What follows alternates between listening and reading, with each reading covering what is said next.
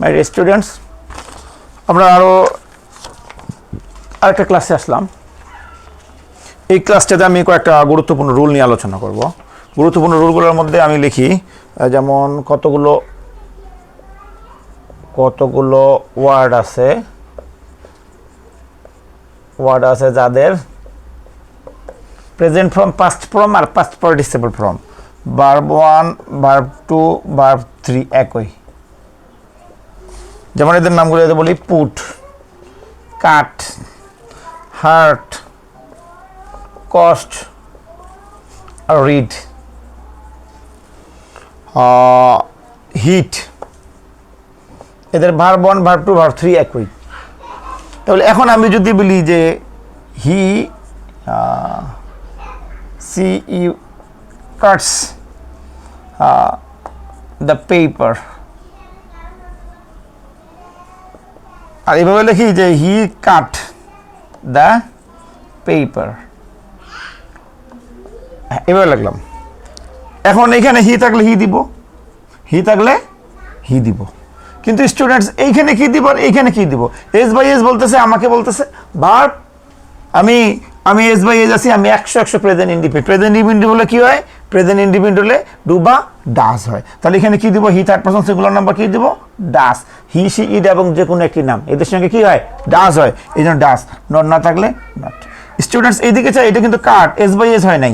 হি হলো third person singular number, পরেও যদি এস বাই এস না হয় তাহলে এখানে ঝামেলা আছে। দ্য ঝামেলা ইজ দ্যাট, ঝামেলাটা কি? ঝামেলাটা হলো এখানে এটা ভার্ব 2 কল্পনা করতে হবে। কি করতে হবে?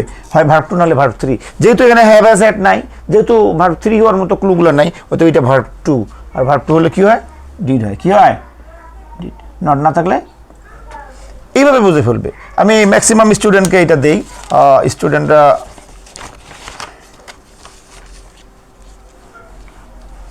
এখানে গিয়ে প্যাচ লাগায়।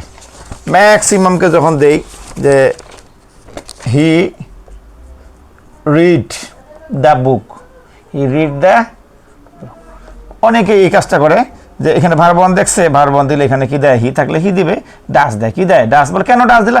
থার্ড পারসন সিঙ্গুলার নাম্বার, এই জন্য ডাস দিছি হি, এইটুকু পড়ে। আচ্ছা থার্ড পারসন সিঙ্গুলার হলে এখানে তো এস বাই এস হওয়ার কথা, এখন আর বোঝে না, তখন তার ভুলটা ভেঙে যায়। তখন এইখানে এস বাই এস লাগবে, কারণ হি হলো third person singular number. S ES অথবা আইএস যোগ হইতেই হবে যদি প্রেজেন্ট ইনডিফিনিট টেন্স হয়। যেহেতু প্রেজেন্ট ইনডিফিনিট টেন্স, যেহেতু এখানে এস বাই এস যোগ হলো না, অথবা এটা ভার্ব 1 না, এটা ভার্ব 2। আর ভার্ব 2 থাকলে কি বসবে? ডিড।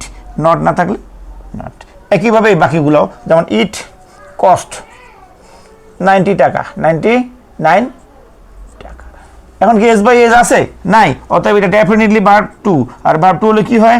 ডিড হবে। কি হবে? ডিড। নট না থাকলে নট। আর হি থাকলে হি তো আগেই দিতে হবে। এই বিষয়টা স্টুডেন্টরা ভুল করে, আমি এই জন্য এটা ক্লিয়ার করে দিলাম।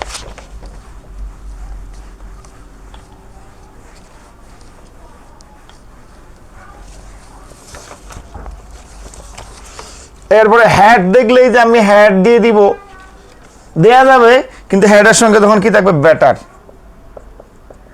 Had better, had rather, would better, would rather, এগুলা থাকলে কি বসে?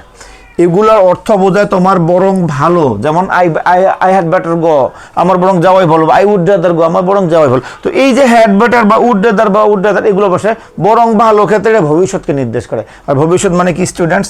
Shall will. কি? Shall oblique will. এটা বুঝতে হবে স্টুডেন্টদের জন্য। Shall oblique will. যেমন ইউ হ্যাড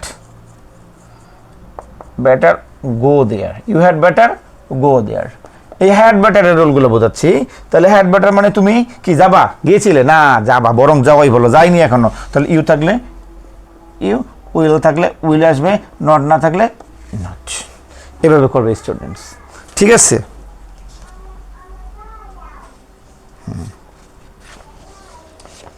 এখন উইলের সঙ্গে নট দিলে কি হয়? Will not. হ্যাঁ, উইল নট হয়। জি না, উইলের সঙ্গে নট দিলে কি হবে? ওন্ট হবে। কি হবে? কি হবে? Won't you. এইটুকু শুধু মাথাটা ঠান্ডা রাখতে হবে যে আমি উইল নট দিব না, আমি ওন্ট দিব। কি দেব? Won't you. এরপরেরটাতে আমি যাই, আর একটা এক্সাম্পল বোঝাই।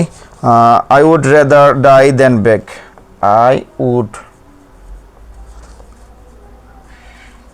rather সমস্যা নাই। I would rather die than beg.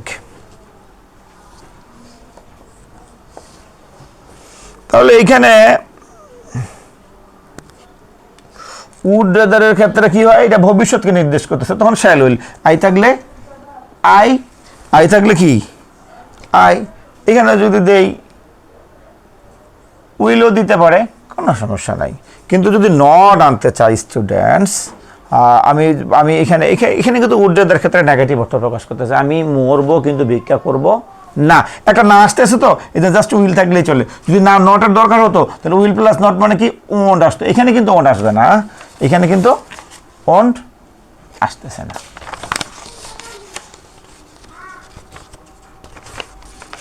তাহলে হ্যাড বেটারের বিষয়টা বুঝলাম আমরা।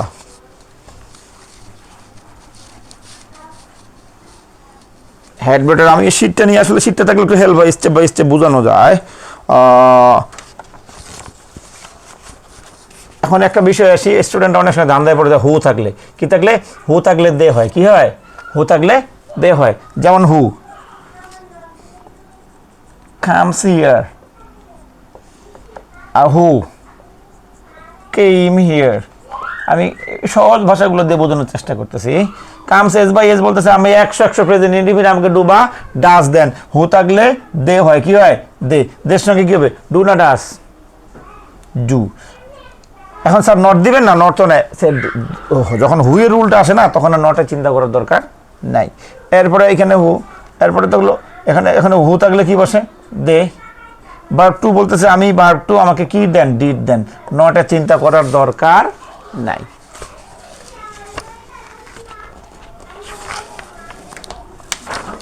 স্টুডেন্টস দের বিষয়টা আমি বুঝলাম। আমি এখন একটু ওই যে প্রতিদিন আমি বেসিকটা নিয়ে একটু আলোচনা করি, প্রত্যেকটা দিন বেসিক দিয়ে আলোচনা করি, এখন একটা আলোচনা করি। যেমন হি রোট ইট, এটাকে আমি কি করব, বাংলা করব, এটাকে কি করব, ইন্টারগেটিভ করব, এটারও বাংলা করব, নেগেটিভ করব, এটারও কি করব, বাংলা করব, ভয়েস করব, আর কি করব স্টুডেন্টস, ট্যাগ কোশ্চেন করব। তাহলে আমার ট্যাগ কোশ্চেন, আসলে একটা স্টুডেন্ট যেখানে যাক, যত জায়গায় যাক, তার এই বাংলাগুলো দরকার আছে। আমার এই বাংলাগুলো যারা দেখবে, তারা যখন আইএলটিএস করতে যাবে না, তখন তারা বুঝতে পারবে যে আসলে এই বেসিকটার কতটা দরকার একটা স্টুডেন্টের জন্য। আইএলটিএসের বইগুলো রিডিং বোঝা এত সহজ না, সবগুলো পারার পরও রিডিং বোঝে না স্টুডেন্টস। এই জন্য যাদের বেসিক, ইন্টারগ্রেটিভ নেগেটিভ এই বিষয়গুলো ক্লিয়ার থাকে, তো তাদের জন্য বেসিকটা, আর তাদের বেসিক ভালো থাকে, আর ভালো হলেই তাদের জন্য আইএলটিএসটাও ভালো হয়ে যায়। স্পোকেনে যারা কোচিং করতে যায়, স্পোকেন কোচিং করে 8,000 10,000 20,000 এসির বাতাস খাওয়ায় স্পোকেন কোচিং করায়, ওইখানে যদি কারো বেসিক ভালো না থাকে কখনো ভালো হইতে পারে না। বেসিক ভালো হইলে একবারে দ্রুত ভালো হয়ে যায়। এখন আলোচনায় আসি আমি, এটাকে বাংলা রোড, কথা থেকে রোডের বাড়ি কই, তো রোডের বাড়ি হলো write, rode written, write rode written. আসলে এটা verb two students, verb two হলে কি হয়, লাম লো লেন। তাহলে হি মানে কি সে, ইট মানে ইহা বা এটা, তাহলে কি হলো রোড মানে কি লাম লো লেন, তার মানে সে এটা লিখেছিল, সে